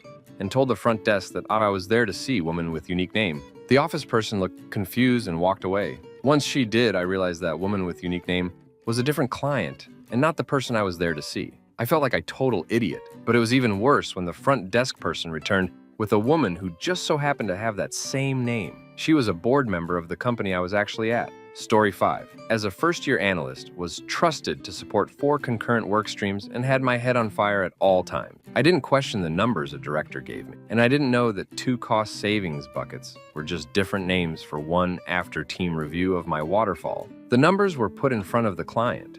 After the client presentation, someone realized the mistake, and the senior director on the project said he wanted to kill me and made a strangling motion with his hands, having previously made a couple smaller mistakes on the project BC. I didn't know how to check my work. Definitely my fault, but I partially blame lack of training and lack of oversight by the team. I got rolled off my career several years later as fine, but I felt like it was the end of the world. Looking back, it was single-handedly one of the most educational moments of my career regarding how to check work, build in processes to avoid errors, etc. I also realized why my firm had a 95% plus voluntary attrition rate. Story 6. I know someone that made an error in one of the internal planning models, which impacted total projected cost. Won't get into details, but their mistake had a 1-2 million impact. Trust me, however big of a mistake you think you made, someone has made a bigger one. Story 7. The miscalculation of my intern led to the firing of the logistics VP. We showed the CEO and CFO an analysis with a suggestion to build a new warehouse ASAP, as in 2005 years their warehouse would be a max capacity. The logistics VP was fully against it. It was a full-on fight for 2 months or so. Our analysis was well-based, and we did a lot of projects in the past with lots of success. The approach was right and all the assumptions were right. However, it turns out that my intern did an Excel mistake and added 2 things instead of deducting it. With the correction, it turned out that the max capacity will be reached in 5 years. I was quite young and went to my project manager and partner. Both decided that we shouldn't do anything about it. The logistics VP was fired by the end of the month. The company started to build a new, fully automatized warehouse. The mistake was never noticed. Due to Corona, many of the stock shortages made it impossible to track. Story 8. Not me, but I worked at a job 5 or so years ago where the director was responsible for owning a budgetary model. 7-tab behemoth with formulas crisscrossing across pages, hard-coded values, inconsistent formulas and columns. You name it, it was in there. He eventually got fired, and a new director and I, a senior at the time, was brought in. New guy's first task for me is to review the model and make sense of it. I spent 2 40-hour weeks combing through the logic, even building flowcharts to explain it and dummy models to explain it, only to realize no matter what you put into it, it was just going to give the maximum allowable value because of an Excel formula error, like 40% through the calculation flow. Crap resulted in overshoot of expected revenues of nearly $50 and expenses of like 55 million. Story 9. Accidentally let an ex-employee, I work admin reception, in to meet the coup. Completely forgot he got axed. He traveled over 500 miles to see him and his badge still worked too. Don't know why his badge wasn't confiscated. It was a friendly meeting, but nobody trusted him and was eventually escorted out. Man ambushed the front and acted like any other agent I've worked with there. Lost my crap when I found out that I'd accidentally let him in and still feel bad about it. To be fair, I had warned management about too much crap being piled on me at the front desk a month before, since I doubled as admin and was trying to get the roles separated because I could see this from a mile away. I apologized directly to the TOU for the mistake. It was received in an okay way, but I'm still upset. Story 10. Was supposed to lead a meeting with several very senior stakeholders in a different country, everyone flying in. I was the only one comfortable with those people. It was spring and I have pretty bad allergies. Didn't know it was going to be worse on that specific country. I woke up with my eyes glued shut and all face puffed. Took forever to unglue them. Everyone was calling me, but it was on silence mode as always, and I could not see. They already started the wasting this time for these people cost X amount of money, and we were about to sign in a few more million. I arrived 30 minutes later, looking as round as the moon, and joked that my cheek would not let me put my phone on my ear. Paid for dinner later that day, we still got the deal. Story 11. Is this some kind of generational thing? I've never seen so many people who become distraught over making one mistake at work. See posts like this on a daily basis now. Do you realize that unless you are the CEO of the company or a senior executive, that you're expected to make mistakes every now and then? It's your job to learn from them. That's the whole point of hiring inexperienced people into entry-level positions. You take feedback and improve. The company is investing in you for the future, not for the present every second of every day. If you were expected to be perfection, why wouldn't these companies put you straight into the C-suite out of college, for crying out loud? Story 12. Was in industry and regularly made 25K, 30K duck-ups because I was not paying attention or wanted to go home before 7 p.m. It just so happened that I was managing some pretty critical supply chain decisions for a $2 billion business on my own with little oversight, and the spend was basically noise that could be blamed on bad forecasts. Goes to show that what consultants consider important is only because of the expectations that you place on yourselves or some whole client places. Odds are your clients just want to go home and see their kid's baseball game and don't care about your duck-ups as much as you think they do. Story 13. I worked it before transitioning to consulting. During my time, a colleague got a call where an associate director had spilled water on her laptop. I don't know what crazy bullcrap version control system her team was running, but it turned out that the majority of work on a 6+ month audit was stored on that laptop and that laptop alone. She was let go. Don't know how much it cost, but easily it was thousands of chargeable hours. Story 14. When I was a systems analyst at a property management company, we were changing revenue accounts for the tenant monthly billing on parking fees or something. I was supposed to put an end date on all the scheduled charges to the old revenue account and add a new record for the new revenue account. I uploaded my files in prod, containing only the charges with the end dates and the new charges instead of running in test first, and found out the hard way that the ETL tool for the ERP didn't add records. It would delete them all and replace them. This happened on the last day of my 2-week notice at that company. Story 15. 300K overstatement of revenue. Yes, the financials got sent to the banker. Yes, the loan application renewal was put on hold. Got lucky in the fact that the company was such a garbage fire, and our team stretched so thin that there was nothing they could do to me except have me write a memo to the client explaining how the error occurred and why it could never happen in the future. Ended up retooling their revenue recognition process and restating the whole year anyway, and was able to boost the stated revenue by 500K, so the next set of financials showed 200K more than the first set did, and that was enough to keep the client happy. Story 16. When I worked at Popeyes during the pandemic, I was taking a lady's order, and when I gave her the cup, I picked it up by the top, where the people normally drink it from, instead of the bottom. Then she warned me to take my hands off the top of the cup, which I couldn't quite hear. Then, after I gave it to her, my caseworker came up to the front counter and reminded me not to do that. I felt really guilty about it, because I didn't think there was a certain way we were supposed to pick up the cups. Now I see why we placed them upside down at my current job. Story 17. 1. When I was new at my job, I billed my client exactly the amount of hours that was estimated in the project budget. Not a big thing, but I didn't understand that you're supposed to bill actual hours. I thought since they had it in the budget, which was approved, I should bill that too. During COVID, I was working from home, and one slow day I missed a sales meeting with my manager plus potential client because I was playing StarCraft. Totally forgot about the meeting. It was no biggie though.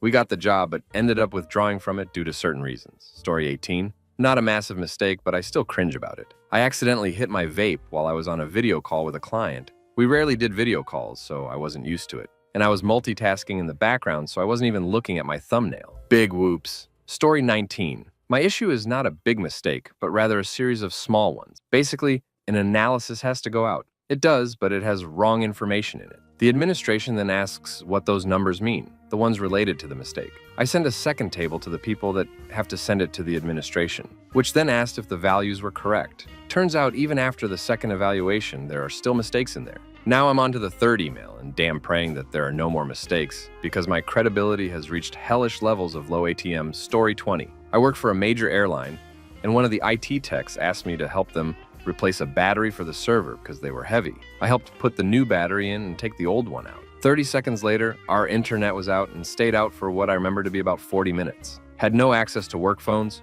weight and balance information, gate plots, etc. because it was all internet-based. Couldn't even imagine the tens of thousands it cost the company. Story 21. I was pitching a leveraged buyout opportunity to my investment committee, CEO, chief investment officer, etc., with the entire credit fund having the ability to dial into the phone conversation. I froze completely, even though I rehearsed my pitch 10x and had written the entire investment committee memo and knew the deal inside and out. I couldn't explain the rationale for doing the transaction as my brain and mouth froze. I had to recuse myself and reschedule the conversation. Life went on, it was embarrassing. People were super friendly about it. We still participated in the transaction. Story 22. I was writing an article about the AGM proceedings of a company.